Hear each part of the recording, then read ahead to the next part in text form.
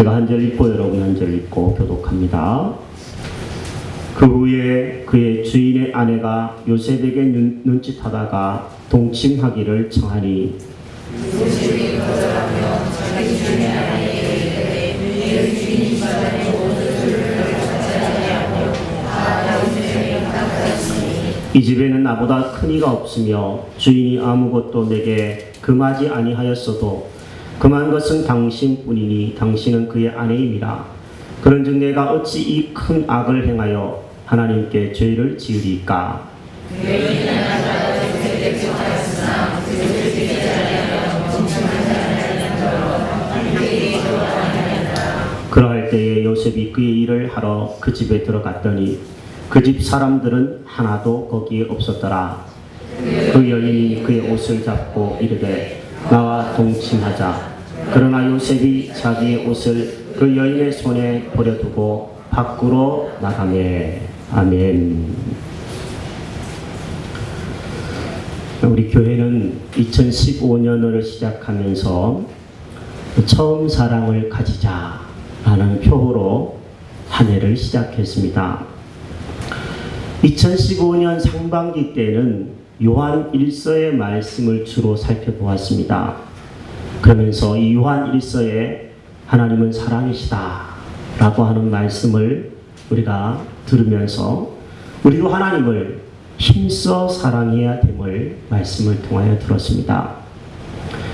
저는 9월 오늘부터 시작되어지는 이 2학기라고 이끌어질 수 있는 이 9월부터 기도하는 중에 사랑하지 말아야 될 것들에 대한 말씀을 성경을 통하여 생각하고 우리 성도님들과 함께 나누어야 되겠다, 이런 감동이 제게 왔습니다.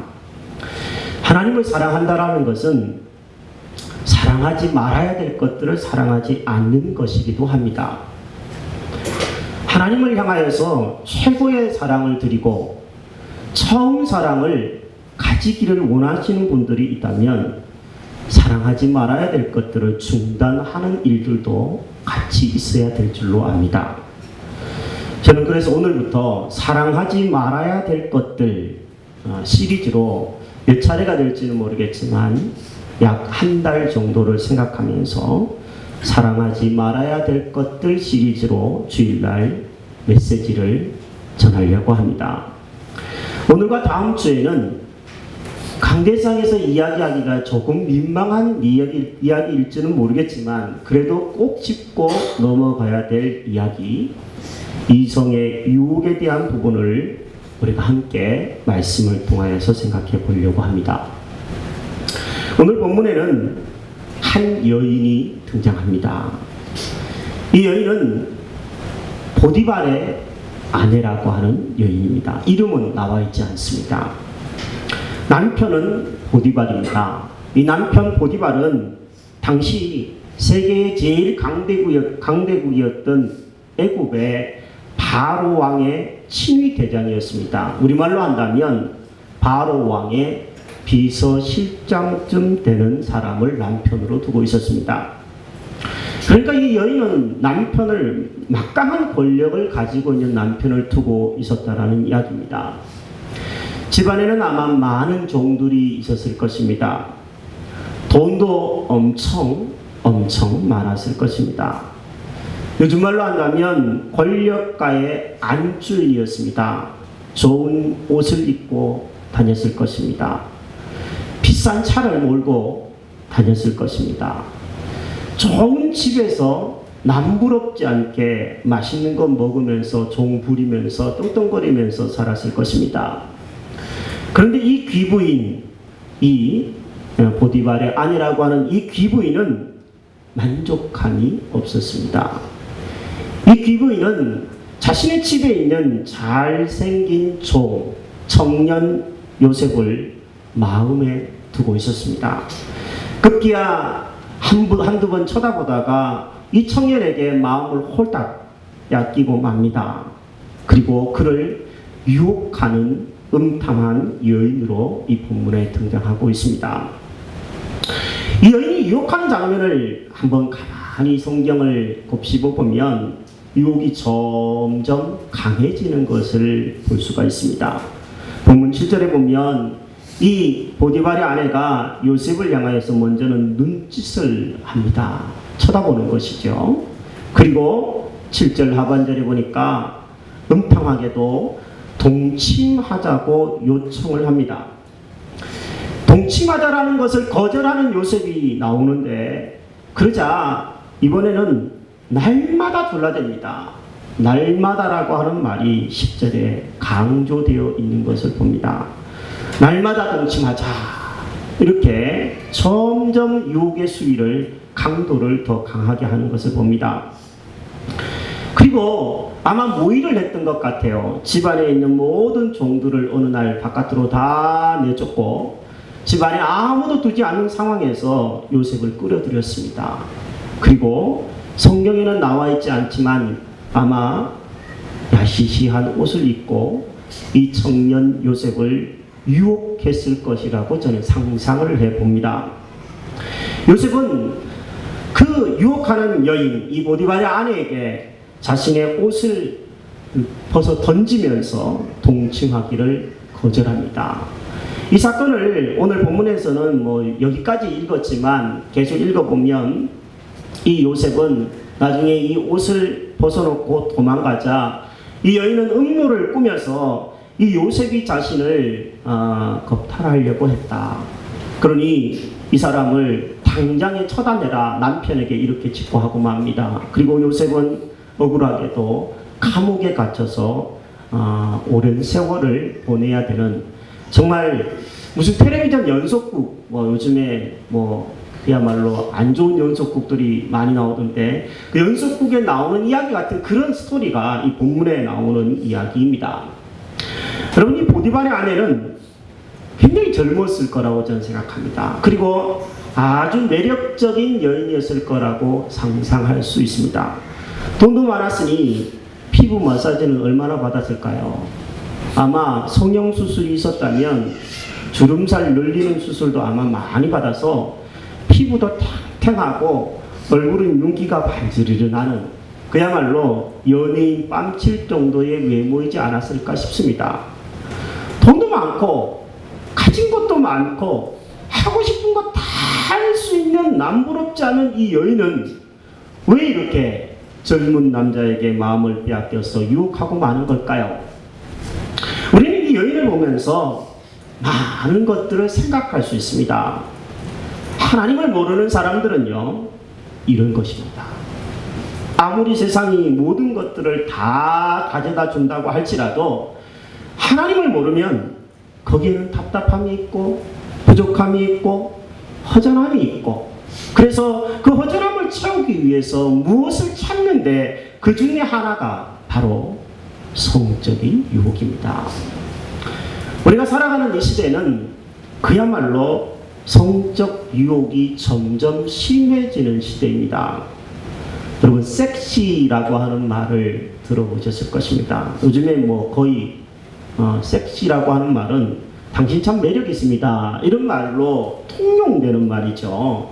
여러분도 그런 말 많이 쓰시나요? 성도님들 보고 참 섹시합니다, 이런 얘기 있으세요? 제가 일부러 단어 사전을 찾아봤어요.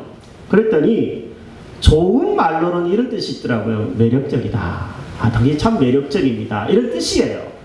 근데 원래는 매력적이라고 하는 말 이전에 이 단어는 이런 뜻이 있습니다. 성적인 매력이 있는, 이런 뜻이에요.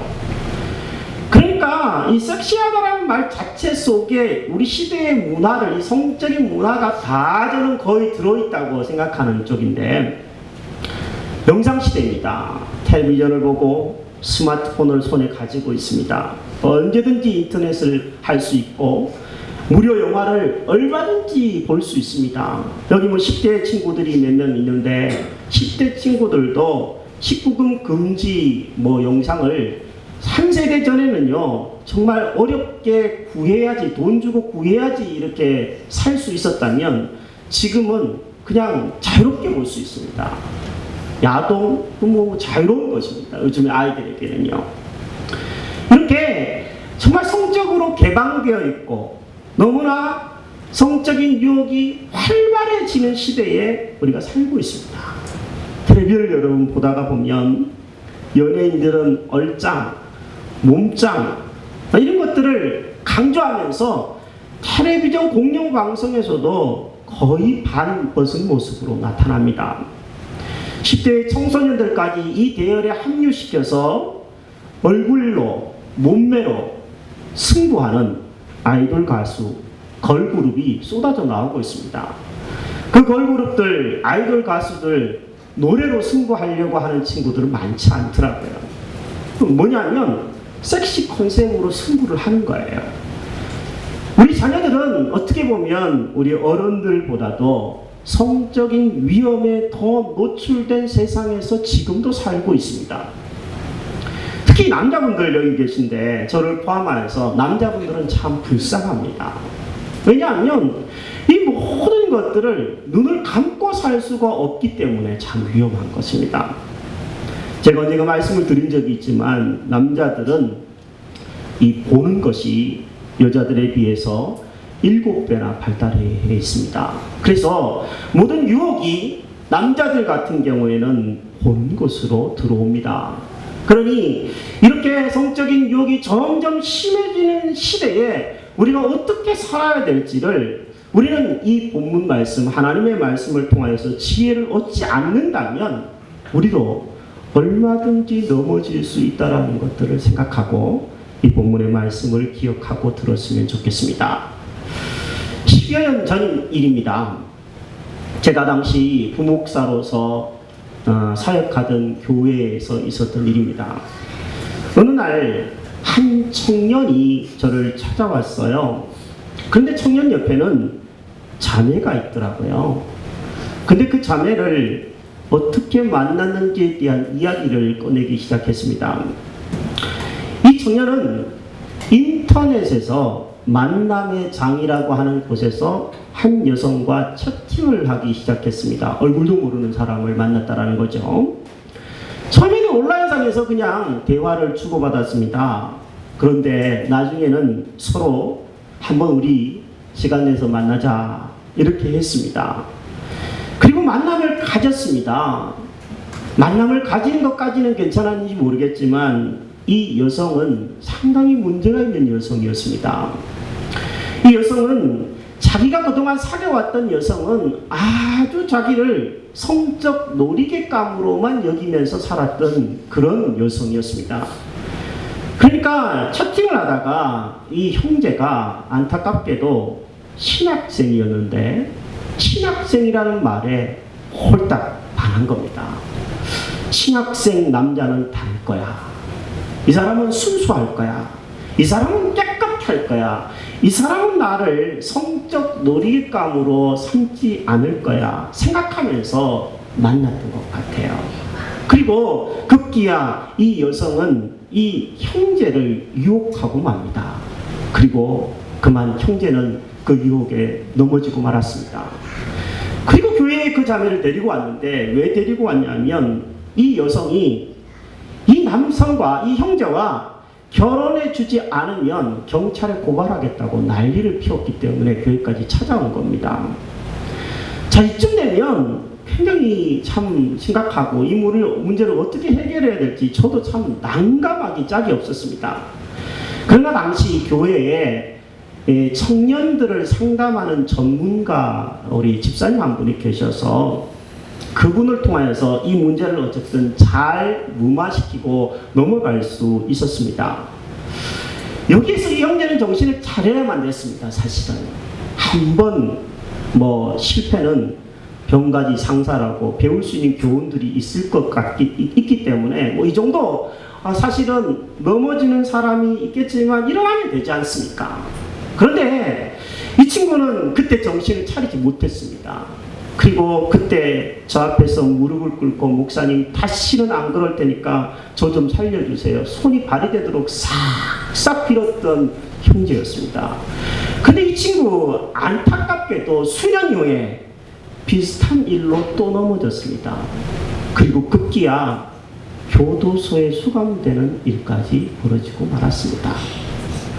제가 교도소에 면회를 간 적이 많지 않습니다. 그런데 이 친구 면회를 가면서 처음 실수해서 배웠으면 얼마나 좋았을까. 안타까운 마음들을 많이 가졌던 친구가 지금도 기억이 납니다. 이성의 유혹은 한 번으로 끝나는 게 아닙니다. 여기 처녀총각들 있는데 결혼하면 이런 유혹은 없겠지. 천만의 말씀입니다. 결혼한 사람들한테 물어보십시오. 부모님 다 더 심한 유혹이 사실은 우리 가운데에 계속 펼쳐지고 있습니다. 어찌 보면 사단은 날마다 덫을 놓으면서 우리를 이 부분에서 넘어뜨리고 신앙을 빼앗아가고 하나님을 기억하지 않도록 만드는 집요한 공격을 지금 세상의 여러 문화들을 통하여서 우리를 무차별적으로 공격하는 가운데에 있습니다. 저는 여러분과 제가 이 보디발의 아내를 통하여서 깊이 먼저 배웠으면 좋겠습니다. 세상의 돈이 다 우리에게 행복을 가져다 줄 수 없고, 세상에 권력이 있다고 해도 세상에 좋은 옷을 입고 좋은 차를 타고 다니고 좋은 집에 거한다고 해도 거기에는 인생에 참 만족과 평안이 없다라는 것을, 그리고 비뚤어진 유혹이 있다면 그 유혹은 끊임없이 계속 되어진다라는 것을 우리는 이 여인을 통해서 먼저 배웠으면 좋겠습니다. 하나님 안에서만, 참 믿음 안에서만 거기에 만족이 있고 거기에 감사가 있고 한 여자와 한 남자에게 만족하는 가정을 꾸릴 수 있다는 것들을 우리는 이 여인의 안타까운 삶의 모습을 보면서 배울 수 있어야 될 줄로 합니다. 또한 우리는 요셉을 통하여서 어떻게 이 유혹 많은 세상에서 이길 수 있는지를 배울 수 있습니다. 자, 이 본문을 한번 자세히 보면요, 8절과 9절 말씀에 보면 요셉이 처음에는 말로 거절하는 장면이 나옵니다. 자, 8절과 9절입니다. 요셉이 거절하며 자기 주인의 아내에게 내 주인이 집안의 모든 소유를 간섭하지 아니하고 다 내 손에 위탁하였으니 이 집에는 나보다 큰 이가 없으며 주인이 아무것도 내게 금하지 아니하였어도 금한 것은 당신뿐이니 당신은 그의 아내니라. 그런즉 내가 어찌 이 큰 악을 행하여 하나님께 죄를 지으리까. 일단 말로 단호하게 유혹을 뿌리칩니다. 제가 꼭 이 청년들을 지도할 때, 여기 뭐 청년들 형제들도 있지만 자매들한테 꼭 이야기합니다. 형제는 브레이크가 고장난 자동차와 같다. 그러니까 형제가 자매를 자꾸 만지려고 그러면 아주 매섭게 쏘아붙이면서 단호하게 거절해야 된다. 그 거절할 수 있는 것은 하나님이 자매들에게 주신 것이다. 이렇게 얘기를 해요. 그런데 잘 알아먹느냐 못 알아먹느냐, 잘 못 알아먹어요, 이 말을요. 근데 나중에 보면은 뒤늦게 깨달을지라도 못 알아먹더라도 그렇게 이야기를 하고 제가 지도했던 적들이 많이 있습니다. 여기 있는 젊은 친구들에게도 마찬가지입니다. 말로 단호하게 거절하는 것에서부터 시작해야 합니다. 그렇지 않으면 넘어집니다. 그리고 말로 거절하는 것이, 거절해도 여전히 달려드는 이 유혹하는 여인을 향하여서 이 요셉은 10절 말씀에 보니까 이렇게 했습니다. 여인이 날마다 요셉을 청하였으나 요셉이 듣지 아니하고, 듣지도 않았어요. 그리고 동침하지 아니할 뿐더러 함께 있지도 않았다라고 성경이 쓰고 있습니다. 함께 있지 않았다라는 게 굉장히 중요합니다. 유혹하는 사람과 함께 있으면 넘어지기 마련이죠.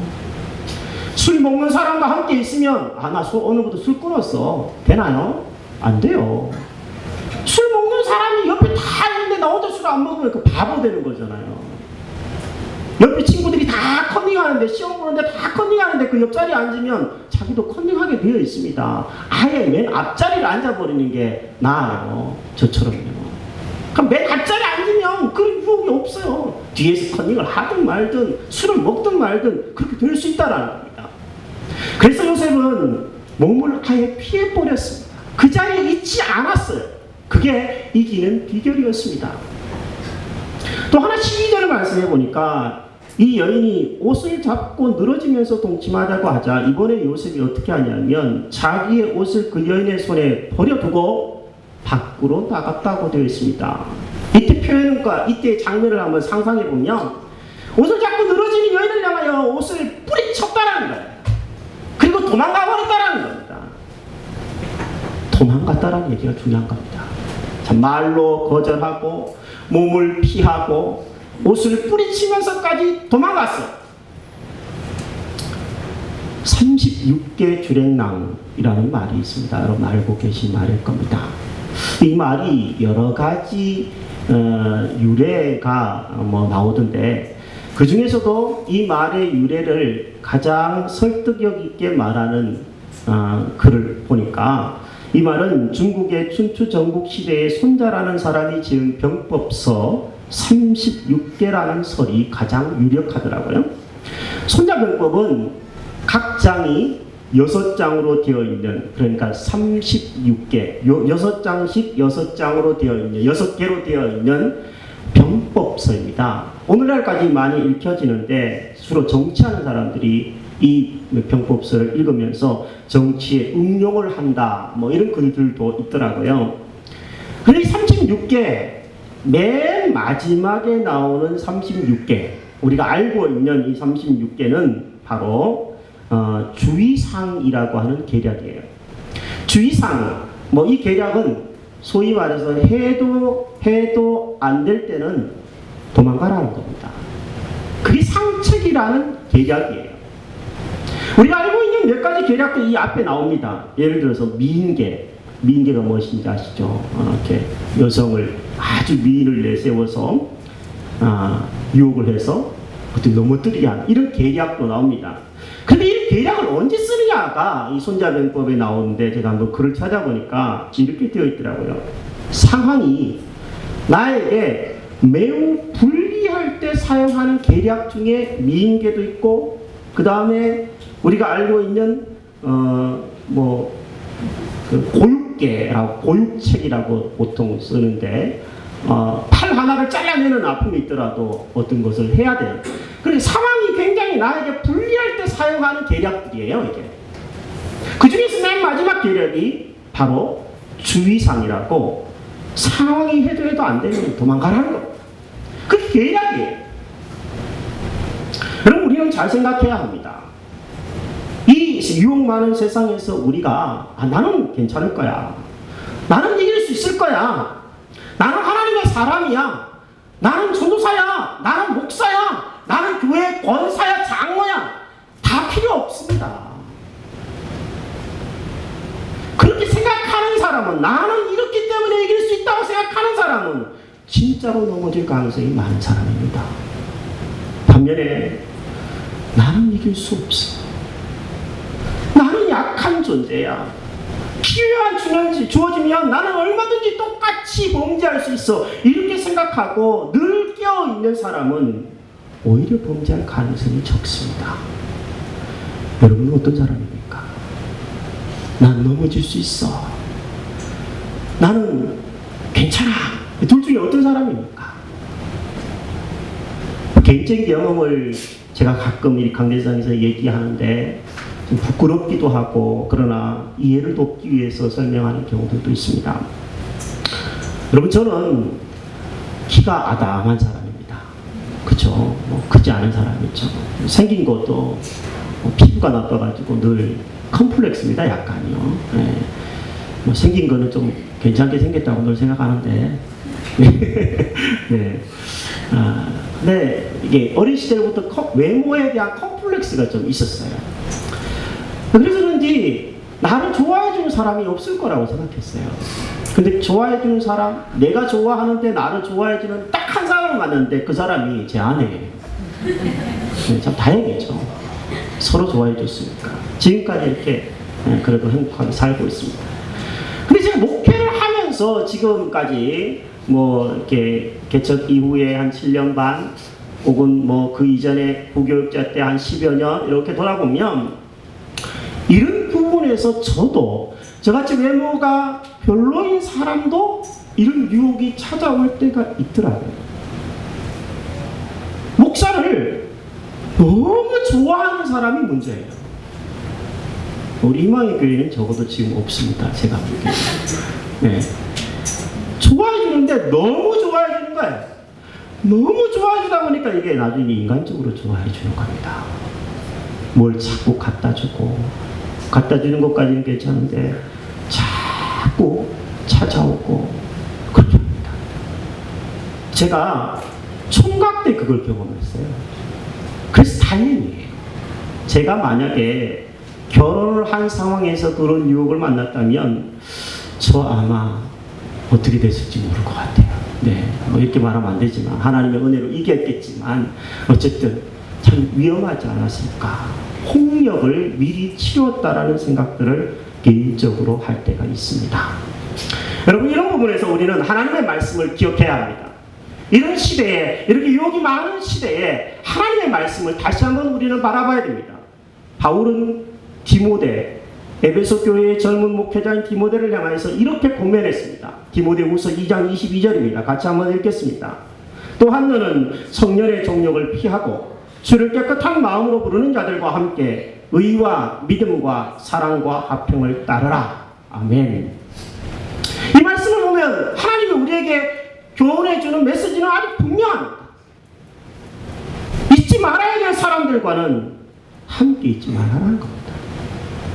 그리고 믿음의 사람들과 평소에 함께 있는 것들을 즐겨야 할 때 거기에서 믿음이 나오고 의가 나오고 사랑이 나와서 그 유혹을 이기면서 믿음으로 승리할 수 있다는 것을 우리에게 가르쳐주는 메시지입니다. 요셉은 성범죄가 만연한 시대 속에서 주변에 하나님 아는 사람들이 별로 없는 상황 가운데서 얼마든지 넘어질 수 있는 상황이었지만 요셉이 이길 수 있었던 것은 하나님이 나와 함께 계시다라는 믿음 때문이었습니다. 8절과 9절의 맨 마지막 부분 9절을 보면 이렇게 이야기합니다. 요셉이 그런즉 내가 어찌 이 큰 악을 행하여 하나님께 죄를 지으리까.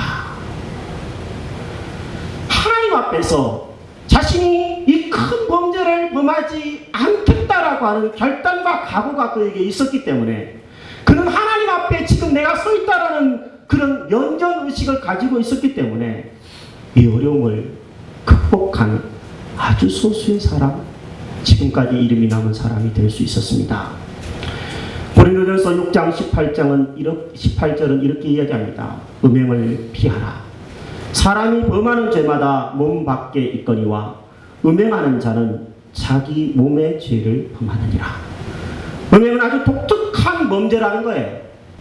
몸에 흔적이 남고 가정을 파괴하고 영혼을 파괴하고 그렇게 넘어지게 만들어버린다는 겁니다. 저는 다음 주일에는 이 부분에 넘어졌다가 회복한 다윗 왕의 사례를 살펴보면서 우리에게 주시는 메시지를 받으려고 합니다. 다윗 왕만 보면요, 이 범죄는 정말 심각합니다. 자기의 충직한 신하를 죽이고 자기의 가정이 깨지고 불륜으로 태어난 아들이 사망하고 나중에는 자기의 가장 사랑하는 아들에게 왕위를 찬탈당하고 도망을 다니고 돌팔매를 사람들에게 맞아야 되는 이런 너무 어떻게 보면 하나의 죄가 너무나 큰 대가를 치르게 만드는 죄가 바로 이 부분의 죄악입니다. 사랑하는 여러분, 사단은 믿는 자에게 이렇게 유혹한다고 그래요? 이 정도는 괜찮아, 이 말입니다. 그리고 이렇게 유혹한대요. 딱 한 번인데 뭘 그래. 그리고 또 이런 말도 쓴대요. 너는 아직 젊어, 즐겨. 그리고 또 이런 말도 한대요. 누구나 이렇게 살아. 아무도 보는 사람 없어. 다 잃어버릴 수도 있습니다.